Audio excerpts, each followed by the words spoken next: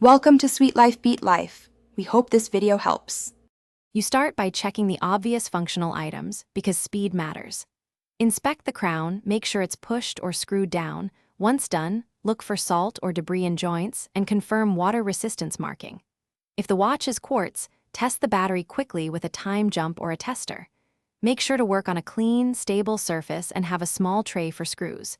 This gets you into the right mindset and prepares you for the actual adjustment steps. You now perform the detailed correction.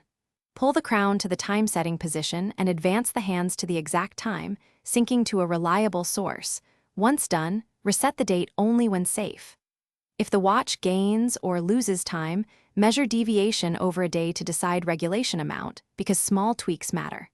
For quartz, replace the battery to restore proper pulses.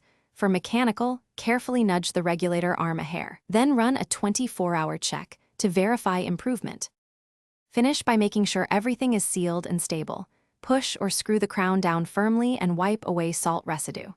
Once done, observe the watch over at least 24 hours to confirm steady timekeeping and note seconds per day drift.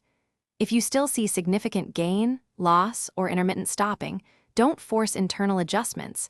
Make sure to seek a professional watchmaker for movement regulation or seal replacement. A final tip: if moisture appears, act immediately to avoid corrosion and higher repair costs. Thanks for watching. Consider subscribing if we helped you.